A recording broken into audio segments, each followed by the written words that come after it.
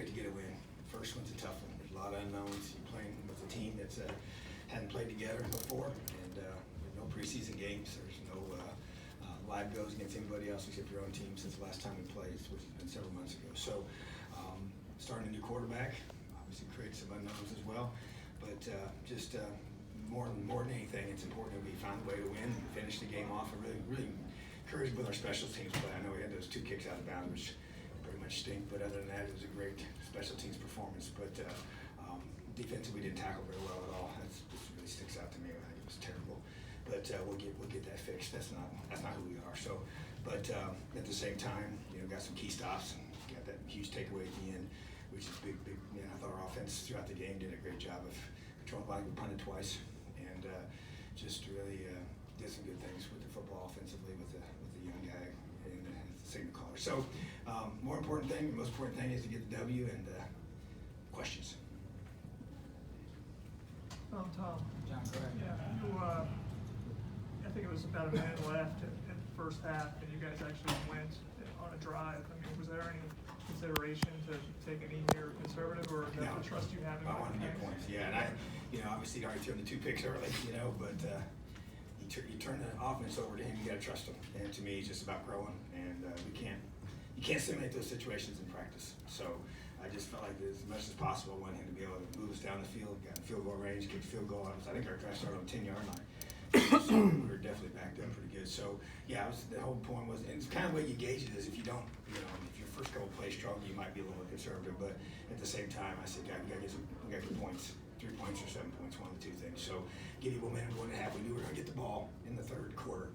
So you want to be careful. We talked to him about being smart with his decision making, but at the same time, I just want him to keep growing and learning. So you saw the upside that I've seen throughout all fall camp. So it's there. Jeff, then Zach. What was your analysis of Mike Penix, first start, what he did, good and bad?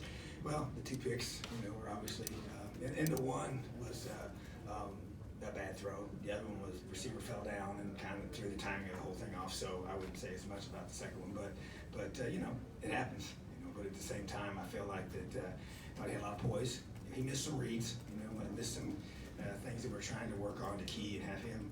But that didn't surprise me. I mean, you're going to have some growing pains now. I mean, he's never been a starter before in college, and they did a good job disguising some stuff. And so you get him on the headsets, listen to everything. And so I knew sometimes we knew as the ball was about to snap that it probably wasn't the best situation. But sometimes he made something out of nothing a few times, which is what he's able to do. You can see his legs and how valuable those can be, and the zip on the football is really it's elite.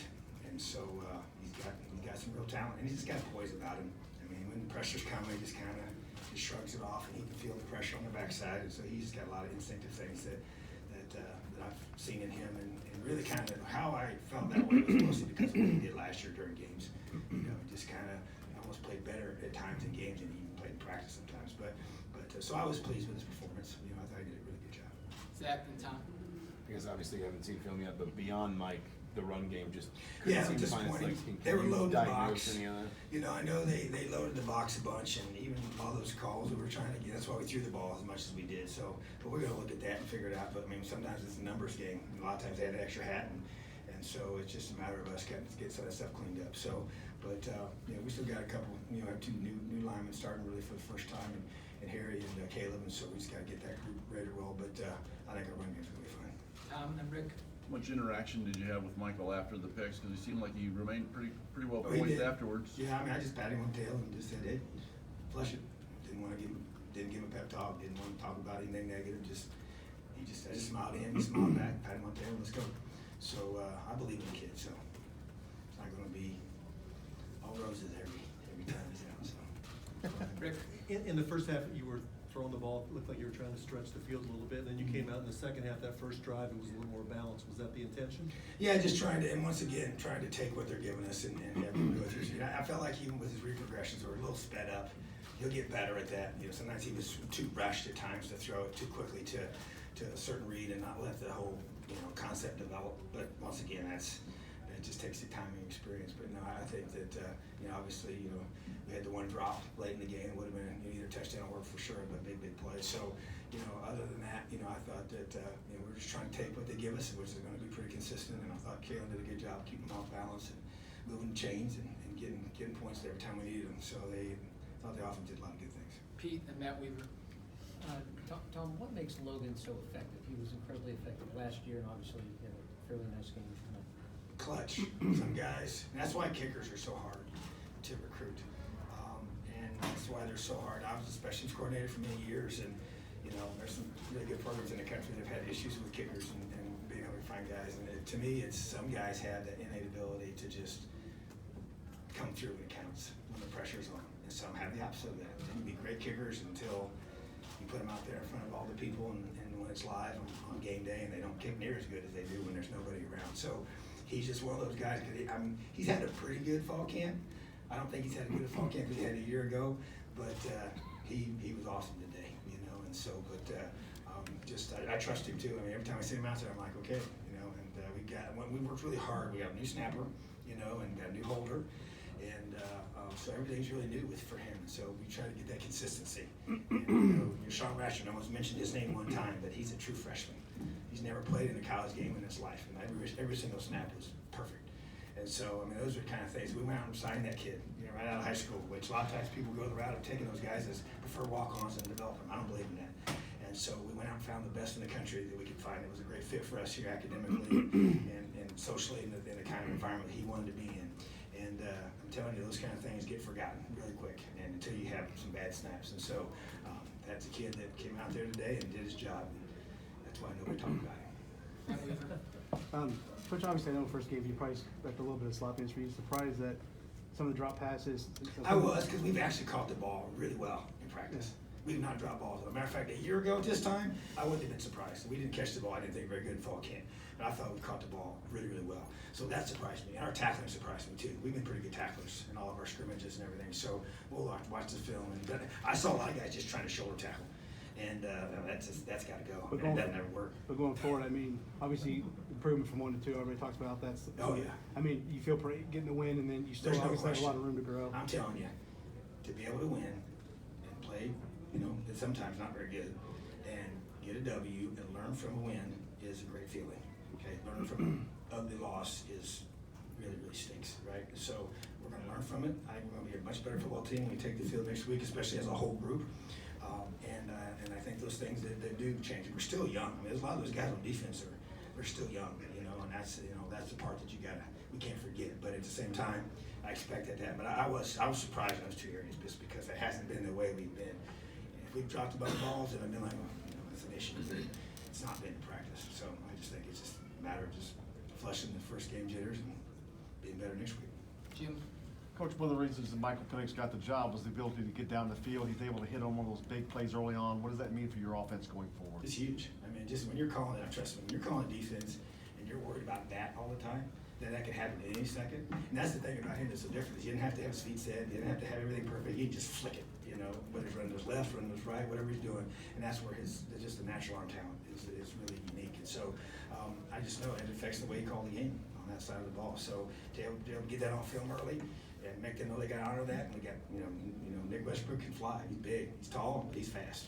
And so, and that's just a huge threat to have. We got some other guys as well. So, yeah, I think it's important. We talk about it a lot. And that doesn't always mean throwing the ball 60 yards downfield, but today that's what we did. Peegs and then Matt Cohn.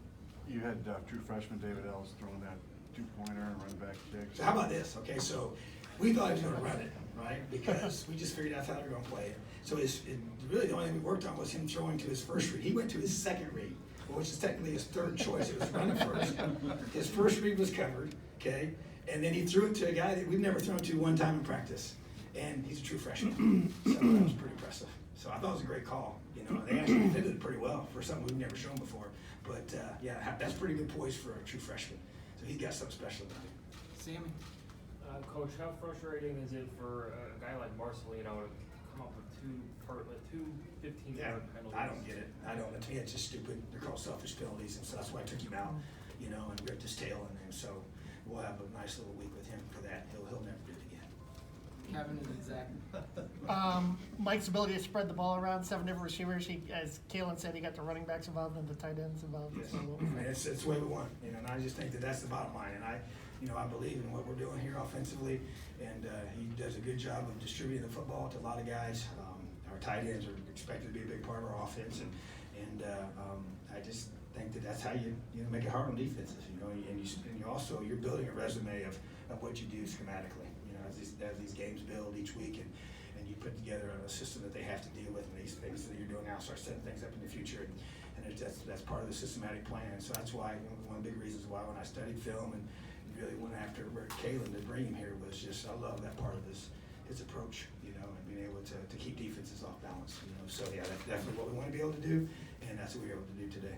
Zach and then Taylor. Pass rush situations in particular, I feel like you had a lot more success when you started bringing some extra guys. Yeah, Is that sure. something you're gonna be comfortable? Is that what you want it to look like, I guess, this season? I do. To me, I want us to be a pressure first and then cover as a changeup, you know. So I see and I foresee us being that way, you know. And so I want to see us continue to be more of that. I just think that's who I am. That's what I believe in. And you know, the thing about it is, early in the year, you don't have real all of it. You know, every film that we watched was last year's film, and so you don't really know exactly. I mean, you're watching all this. You're watching 12 games of a lot of things. You're trying to sort through and figure out what they're going to do. And so as the season progresses, you can zero in on more of the protections you're going to see, and you can start to set things up in terms of how you can. That's what I expect us to be able to, as the season progresses, to be more effective rushing the passer with our pressures. And then, you know, we will rush 4 times or 3 or however we do it. But bottom line is, we're going to be a pressure team, and that's what we do. And so we'll use the coverages as a change up, but we're going to come after people. And as you saw tonight, when we did come after them, we were much more effective. Taylor, last one. Coach, when you talk about the tackling moving forward, is it more of a refocusing thing, or is it something that's kind of natural at the beginning of a season and a season? Well, it's an unfortunate. I mean, all you got to do is just watch games, you know. And I've watched games. You know, we had last weekend. There was a couple games, and there was games on Thursday this week. There's games last night, and it's a common theme, you know. And it's become a bigger issue. And obviously, as a matter of fact, Coach New and I talked about before the game, because you know we now are in a point where you know these guys train year round. And so you're trying to balance that. Used to be they come and they report for fall camp. You would get in shape during fall camp. Those days are way long gone. And so now you're trying to balance out all that you do all year long. Our guys are here all summer long. They come in May, June, July. And so bottom line is that there can be an overload on your body and all the hits that you take and all the pounding that you get, and you're getting so big and strong. So you're trying to balance all that out. And so I think that's one of the areas that it gets affected. You know, and I think ball security gets a nice beat because you don't always go as much live as you did. You know, you might even do it during the spring. So I think it's an outgrowth of just, you know, natural things. But, you know, I thought, like I said, shoulder tackles to me, that's an easy fix. Okay, if they don't want to wrap up, then they're not going to play. And then number 2, just running your feet. You know, running your feet through the ball carriers. And that to me is reps. And you know, we try to do it with these donuts, we do all these things, you simulate and try to do it without pad, you know, without tackling guys. And that doesn't always work because it's not a live body. So I think you get better as you go, and you just had 2.5, 3 hours, where how long that game just lasted, full of live tackle drills. You know, so we teach off of that. We look on the things we need to get better at, and I expect us to be a lot better next week. All right, thanks, Coach. Awesome. Have a great day, Elio. Spread the